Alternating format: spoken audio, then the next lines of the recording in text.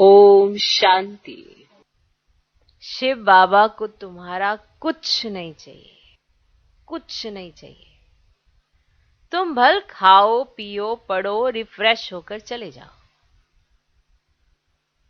लेकिन चावल मुट्ठी का भी गायन है। शिव बाबा को तुम्हारा कुछ भी नहीं चाहिए, कुछ भी नहीं। तुम भल खाओ पियो पढ़ो रिफ्रेश होकर चले जाओ, लेकिन चावल मुट्ठी का भी गायन है। 21 जन्मों के लिए साहूकार बनना है तो गरीब का एक पैसा भी साहूकार के 100 रुपए के बराबर है।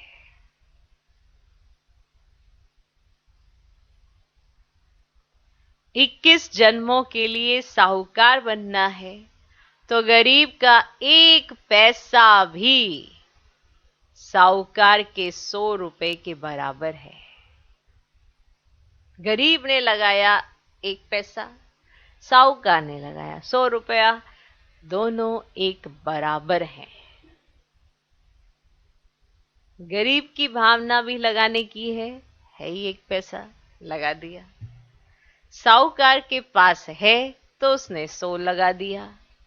उसी भाव से गरीब ने भी लगाया, उसी भाव से साहूकार ने भी लगाया। उसके पास जितना था उसने लगाया, उसके पास जितना था उसने लगाया।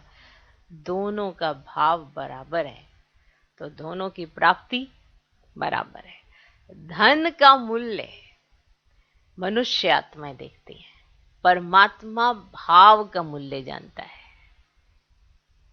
इसीलिए भगवान के साथ कभी धन का सौदा नहीं करना कि इतना धन लगाने से ज्यादा मान शान या ज्यादा प्राप्ति होने वाली है, और अगर जिसके पास जितना है उसमें भी उसने अपना मैंपन हटा दिया, मेरापन हटा दिया और उसने लगाया तो उसको कुछ नहीं मिलेगा।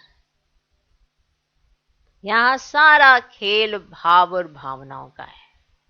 भगवान के साथ बंधने के लिए कहो या भगवान को बांधने के लिए, यही दो चीजें विशेष हैं, भाव और आपकी भावना। आपका भाव क्या है और आपकी भावना क्या है, जिसके बेस पर ही भगवान बंध जाता है और कुछ नहीं है। ये नहीं कि आपने इतने पैसे लगाए उसने कम लगाए तो उसको कम मान, आपने ज्यादा लगाए आपको ज्यादा मान। भगवान के पास ऐसा कोई रिकॉर्ड नहीं होता। इसीलिए कहा जाता है धन आप देखते हो, भगवान भावना देखता है। आप देखते हो धन किसने कितना लगाया, मैं क्या लगा रहा हूं, कौन कितना लगा रहा है। एक दूसरे से पूछते भी हैं, आपने कितना लगाया, आपने कितना दिया। माना अगर उसने 10 दिया तो आप क्या करोगे, बढ़ाओगे उससे ज्यादा कि आपका लेवल थोड़ा बढ़ जाए। अगर उसने कम दिया तो कम करोगे क्या, उससे ज्यादा क्या करोगे। जब कोई किसी दूसरे से पूछता है आपने कितना लगाया, उसका भाव और भावना वहीं खत्म हो जाती है और वो धन से भगवान को तोलने की कोशिश करता है तो उसकी प्राप्ति भी शून्य हो जाती है। इसीलिए वो भले कितना भी लगा ले वो असंतुष्टि रहता है। उसको ना तो खुद संतुष्टता महसूस होती है, ना उसको ये भावना महसूस होती है कि मैंने अपना कुछ सफल करने के लिए यज्ञ में कुछ लगाया। वो खुद भी खाली और उसको ये भी संतुष्टता नहीं होती कि मैंने इतना लगाया फिर भी मुझे उतना मान क्यों नहीं मिला। क्योंकि जिस मान शान के कारण वो आत्मा लगा रही है, भगवान कई बार उसको वो मान शान दिखाता भी नहीं है। कोई कम लगाता है फिर भी उसको मान शान दिखाई देने लग जाता है। दूसरे उसको देखते हैं, अरे इसको तो बहुत मान शान, और कई बहुत लगाते हैं फिर भी उनको मान शान नहीं मिलता। ये भी एक ड्रामा में बड़ा विचित्र खेल है। अगर आप बच्चा बनना चाहते हैं तो बच्चा बन के रहिए। अगर धन से किसी को खरीदना चाहते हैं, खुद भगवान को, तो फिर तो कुछ और ही बन जाइए। भगवान तो धन से खरीदा नहीं जाता ना, फिर धन बचता भी नहीं अपने पास लगाने के लिए, क्योंकि उसके अंदर अहंकार जो इतना आ गया। तो कोई ये ना सोचे कि अगर गरीब ने 1 पैसा लगाया, साहूकार ने 100 रुपया लगाया, तो साहूकार का ज्यादा बराबर है। इसीलिए बाप जब डायरेक्ट आते हैं तो अपना सब कुछ सफल कर लो। इसीलिए बाप जब डायरेक्ट आते हैं तो अपना सब कुछ सफल कर लो। तन मन धन, ये एक ऐसा सौदा है जो आप जानो दूसरा ना जाने कोई, ऐसा खाता है। अब जैसे कुमारियों के पास कुछ नहीं है, ठीक है, पर तन और मन तो है, वो तो लगा सकती है। उस मन के अंदर किसी और के लिए कोई विचार ना आए, वो तन यज्ञ के लिए सफल कर दें तो बलिहारी है। और फिर अनेक आत्माओं का धन लगवा दें तो माला माल है, क्योंकि वही तो प्रेरित करेंगी ना, दूसरों को बताएंगी कि भगवान के पास लगाने से उनका कितना ऊंचा भाग्य बनता है।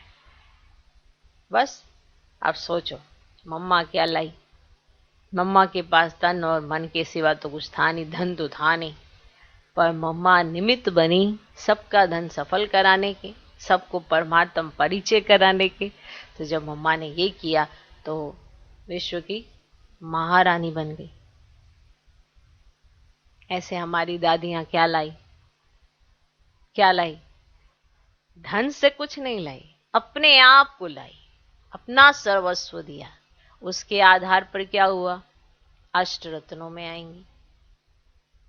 माना पूरे विश्व की वो महाराजा महारानी आत्माएं वो बनेंगी जिन्होंने संगम पर धन नहीं लगाया पर अपना सर्वस्व लगाया।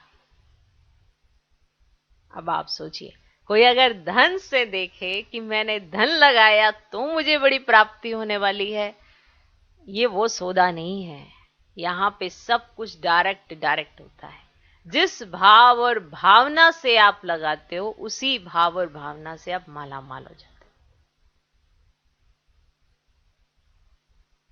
अब मम्मा का एक नाम, लेकिन उसके पीछे दादियां हैं, कुमारियां हैं, नाम मम्मा का लिया जाता है ना, बताया जाता है। लेकिन कई दादियां थी, कुमारियां थी, बहुत थे, लेकिन एक को रिप्रेजेंट कर दिया जाता है। ऐसे ही होता है ना, ऐसे ही होता है ना, एक को प्रत्यक्ष कर दिया जाता है, माना दिखाया जाता है कि इसके माध्यम से। ऐसे ही आप सभी भी हो। इसलिए निसंकल्प आत्मा जब अपने आप को दे देती है ना, तो फिर तो भगवान के गले का वही हार बन जाती है। इसलिए खास तौर पे कहते हैं अवस्था ऐसी बनाओ जो निसंकल्प हो, संकल्प ना चलते हो बहुत। अगर कुछ भी हो, कैसा भी हो, तो हर संकल्प में कुर्बान होना चाहिए, अपने आप को बलिहार जाना चाहिए। उसे कहते हैं फॉलो करना। ओके, ओम शांति।